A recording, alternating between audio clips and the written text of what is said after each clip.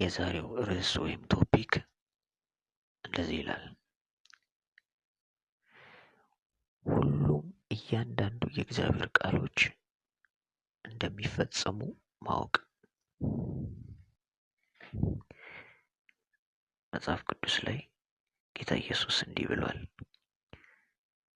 ከሕግ የወጣ አንዲት ቃል ወይም ነጥብ አታልፍም።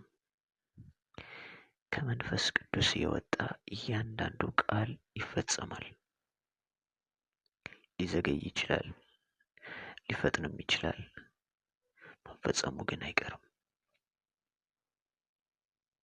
ከመንፈስ ቅዱስ የሆነውን የጌታን ቃል እጅግ መውደድ አለብን፣ መፈለግና መናፈቅም አለብን። ጌታ ለማይታዘዙት ቅጣት እንደሚያመጣ ማወቅ አለብን።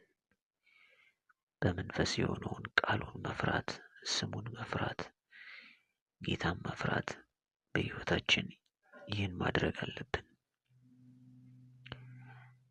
በመንፈስ የሆነውን የጌታን ቃል የሚያስረው ነገር የለም። ይህን ማወቅ አለብን።